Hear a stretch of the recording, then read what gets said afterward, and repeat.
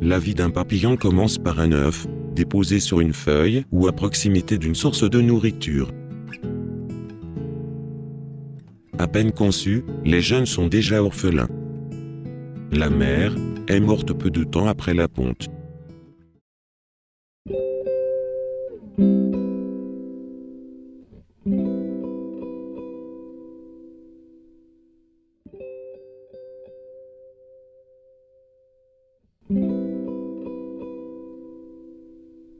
La sortie de l'œuf est déjà une épreuve.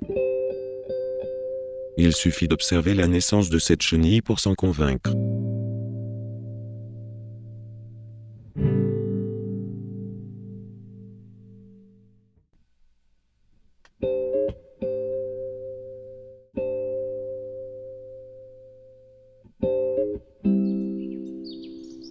Pour grandir, il faut jouer des mandibules, et les jeunes larves s'en donnent à cœur joie.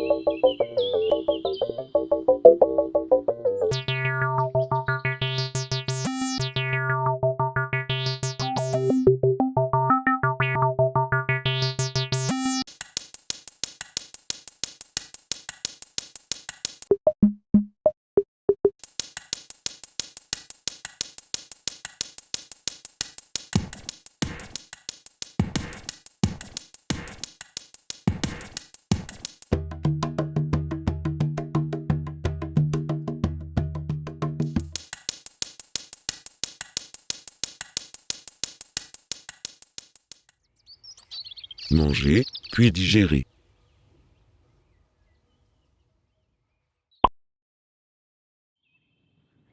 Quelques jours plus tard, les feuilles découpées trahissent la présence des chenilles et la taille de leur appétit.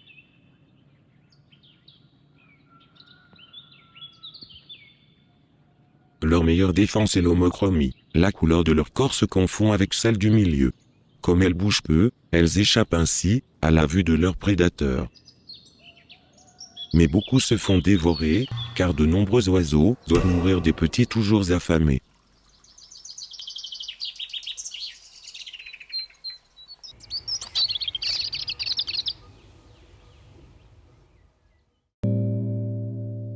Les chenilles possèdent parfois de longs poils très esthétiques. Mais les poils ne sont pas là, seulement pour faire beau. Ils peuvent rendre quelques services. Rendre la chenille incomestible, ou offrir une protection supplémentaire contre de petits prédateurs intrépides qui n'hésitent pas à s'attaquer à des proies beaucoup plus grandes qu'eux.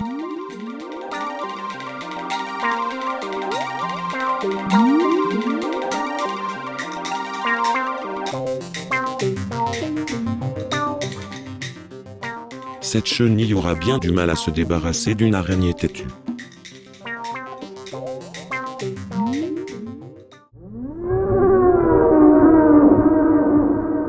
La tête de cette chenille de grande queue fourchue est ornée de motifs inquiétants qui la font paraître plus grande.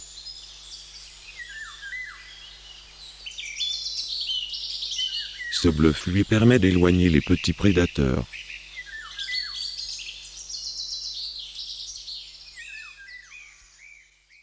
Mais les meilleurs camouflages ne protègent pas les chenilles de leurs plus redoutables ennemis, les insectes parasites. Cette chenille de macaon est dévorée vivante par les larves d'une mouche taquinaire.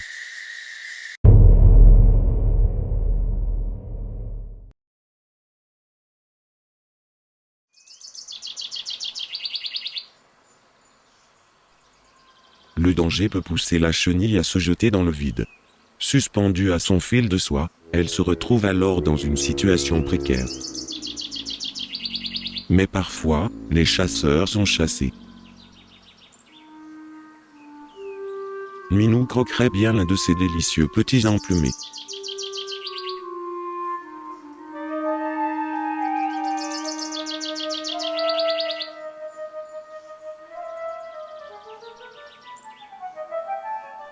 Il ne trouve qu'une petite chenille, qu'il a involontairement tirée d'une affaire mal engagée.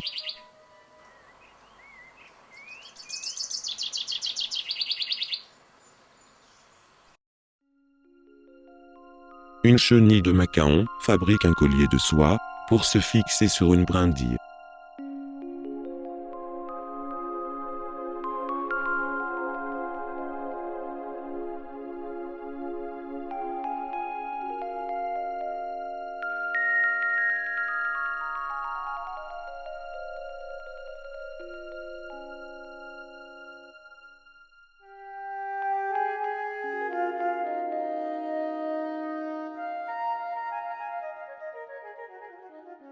la peau de la larve se fend, et nous offre un spectacle étonnant, l'apparition d'une nymphe, tellement différente, que l'on a de la peine à croire qu'il s'agit du même animal.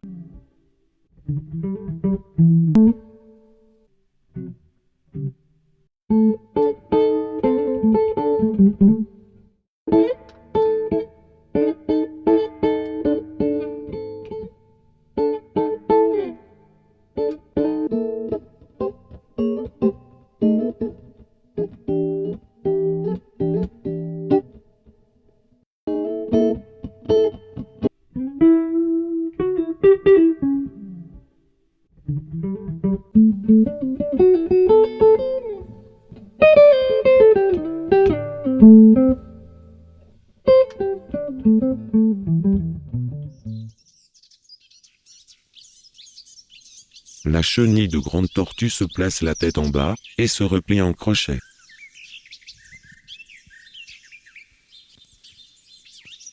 Le dernier tégument perdu, elle est devenue, à son tour, une chrysalide.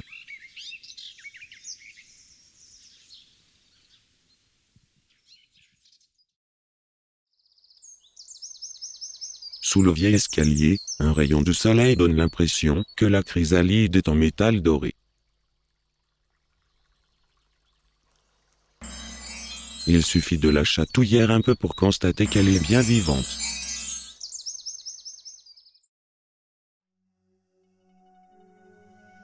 Dans la première semaine de juin, la grande tortue est prête à sortir.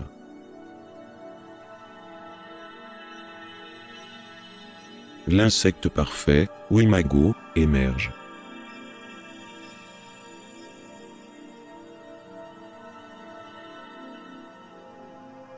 La pesanteur l'aide à s'extraire de sa cage dorée.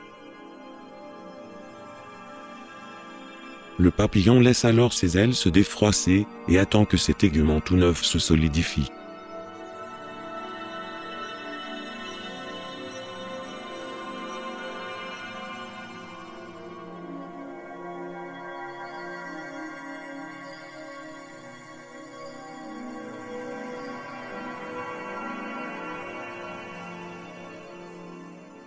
Un macaon émerge à son tour. Le robuste insecte n'a pas besoin de la pesanteur. Il sort de sa chrysalide, par le haut.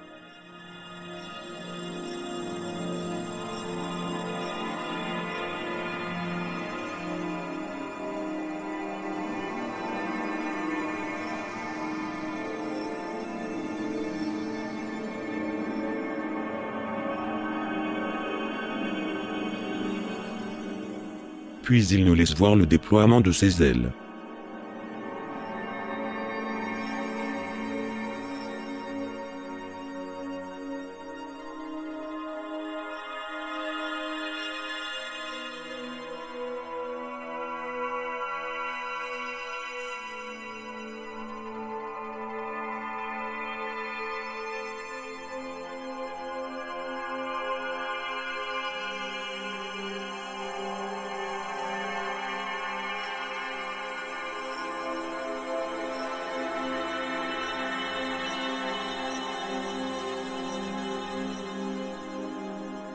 Il se vide soudain d'un liquide chargé de déchets accumulés durant la nymphose. Parfois, la métamorphose se termine mal. L'aile atrophiée de ce sphinx le condamne à une mort certaine.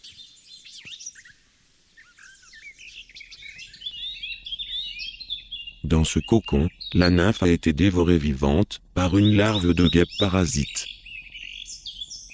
Il en sortira cet insecte, dont l'aspect frêle et trompeur. C'est un véritable spadassin.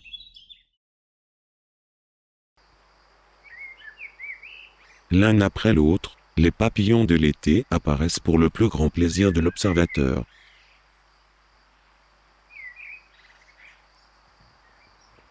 Ils vivront quelques semaines, et seront les parents d'une nouvelle génération.